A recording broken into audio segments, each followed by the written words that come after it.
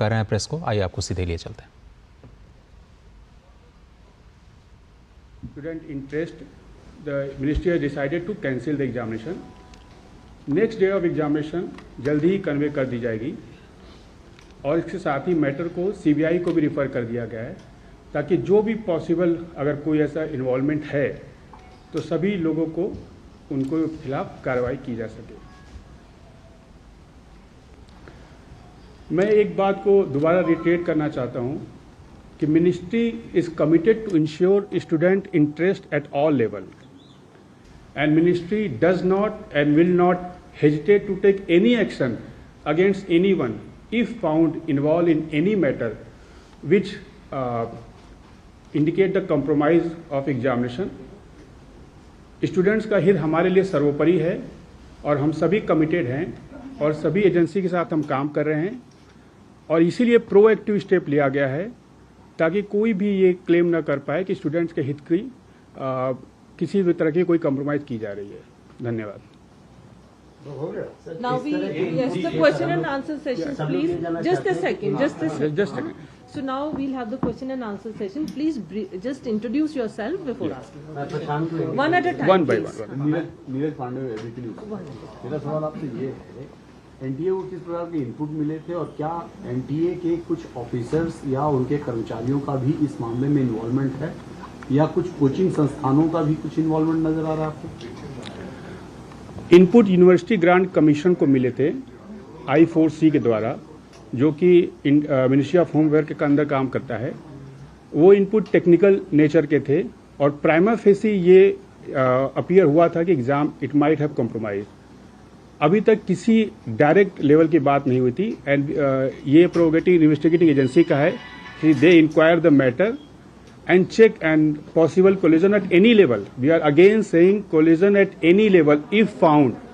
We are very much ready to take action against anyone. But ये matter अभी CBI को गया है. We should wait for their report. Thank you. Yes, please. Next question from आपसे please. Madan ji just a second. आप पूछिए। प्रशांत को NDTV से आपने कहा कि टेक्निकल नेचर के इनपुट्स थे, क्या पेपर लीक की शिकायत मिली है और दूसरा किस इलाके से मिली है इस तरह की शिकायत, अगर आप बता पाए देश के किस इलाके? Just a supplementary, you can just give us few more details on the nature of these technical inputs. Is it in the nature of a paper leak या कोई cheating, unfair means? What is it exactly? Sir, Which areas of affected? ये जब pen paper type का examination था, नहीं ये वाला net का, तो साइबर ने आपको इनपुट किस आधार पर दिया, मतलब उसका क्या मतलब है, इससे तारतम्य क्या इन दोनों बातों का? देखिए, जो I4C है it works at the different level on the digital platform. किसी भी तरह के आपके जो कम्युनिकेशन है कुछ हैं उससे कुछ इंडिकेशन मिले थे, लेकिन चूंकि अभी मैटर इन्वेस्टिगेटिंग एजेंसी को दिया गया है, eight this level if you disclose any detailing it में कॉम्प्रोमाइज द इन्वेस्टिगेशन। और ये मुझे विश्वास है कि हम सभी चाहते हैं कि जो भी लोग इन्वॉल्व हों उनके खिलाफ एक्शन हो। अगर डिटेल को ज्यादा डिस्क्लोज किया गया तो it may affect the investigation, that's why it can not be disclose at this point of time. Madan ji आप ये होगी। So I'm Joe from Malayalam. So on 14th of June, there was some Twitter handles, subscribement said that there was some kind of paper leak on the UGC net exam and Telegraph channels and showing this kind of asking for money and giving the papers and everything. Whether Ministry of Education or NDA got any kind of information on that day? मैं आपको वही दोबारा बता रहा हूँ कि चूंकि exam because it's the 4th day before, like 14th of June. That's all. See, when I said कि prima facie we have found that examination may have been compromised, so that should be enough to indicate. Rest detailing we can't disclose at this point of time. Thank you. Whether any action taken on that time, sir, on the 14th of June, after this tweet happened? That's what I'm saying. Nobody has complained. The agency itself taken action. That I4C itself has taken action and caught those kind of that input and they shared with us. That's why we have taken action. Ravi आप पूछेंगे। मैं Ravi news 18 India से। NTA की तरफ से दोनों exam लिए गए थे, नीट और net.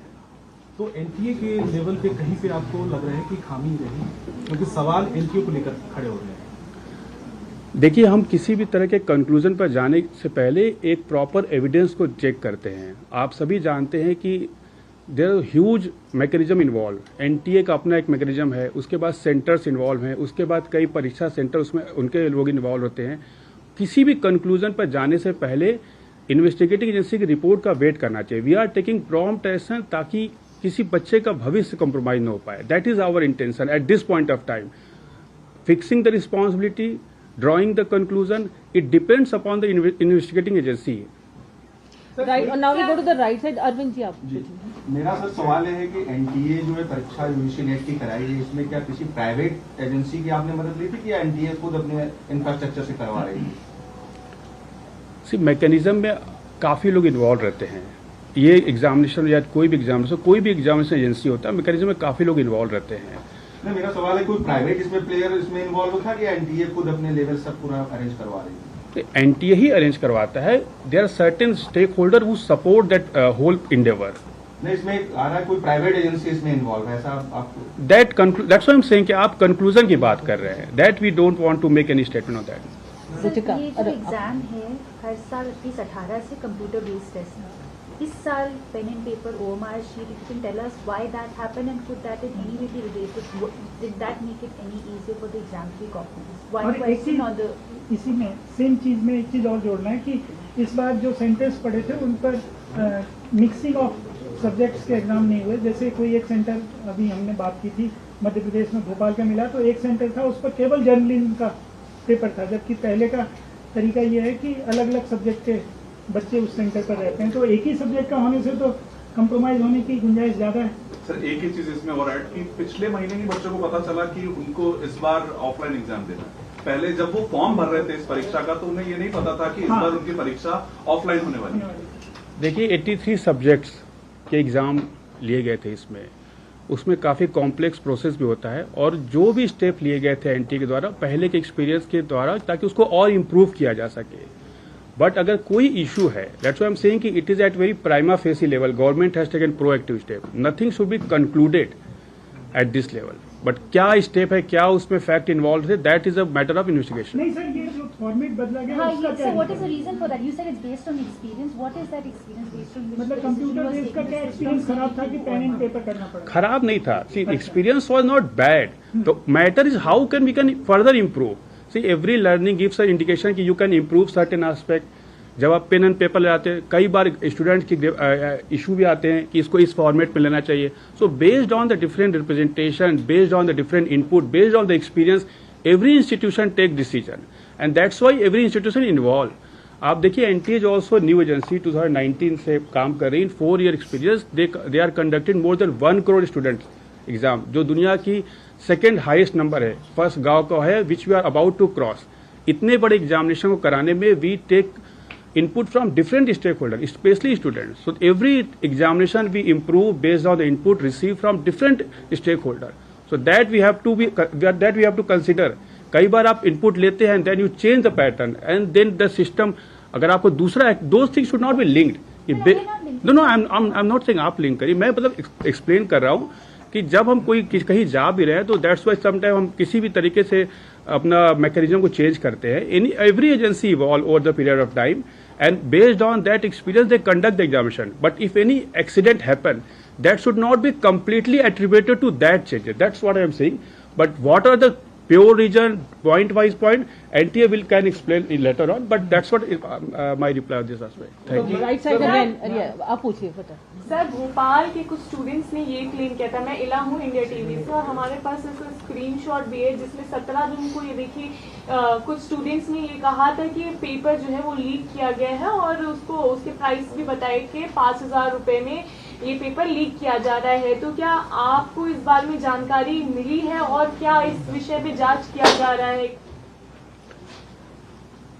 Every day we receive so many information. आपने रिसेंटली ये भी एक देखा था, किसी का टाउन पेपर को फटने की बात आई थी, वो भी मैटर कोर्ट में गया था। The issue is that our reaction whether it is commensurate to the fact or not. अगर आपको कोई बीमारी है तो आप 500 mg के पैरासीटामोल लेंगे कि डायरेक्ट 2000 mg के लेंगे। That proportion we have to maintain. So we receive every day so much information, and the ministry take action based on the gravity of that input.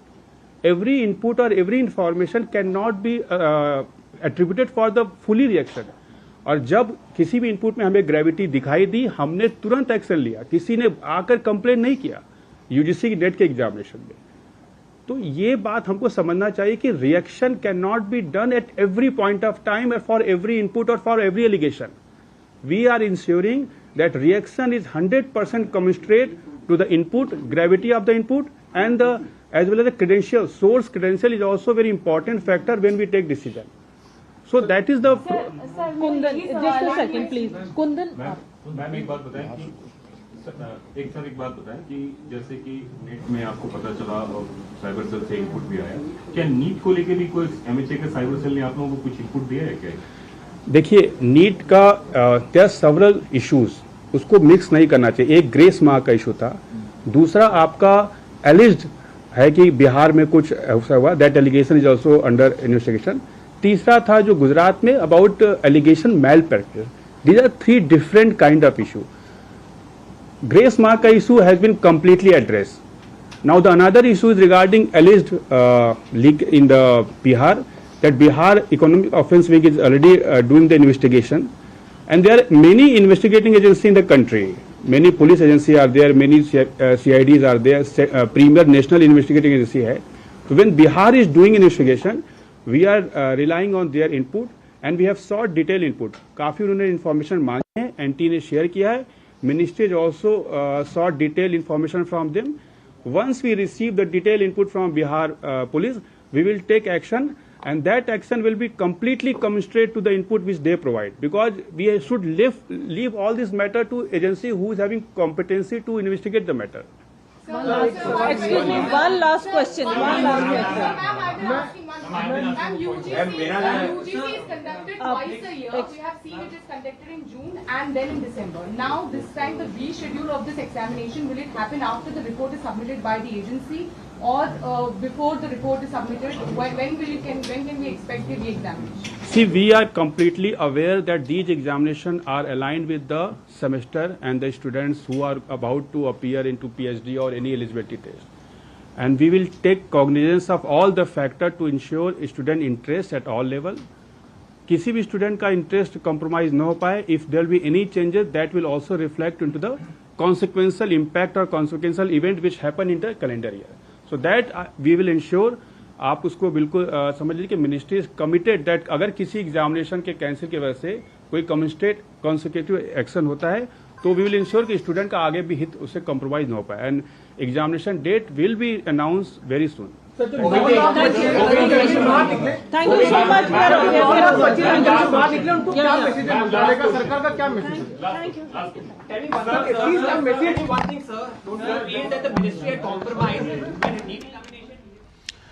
बहुत ही important press conference UGC NET मामले को लेकर के गोविंद जायसवाल ने की, जो कि संयुक्त सचिव हैं उच्च शिक्षा के.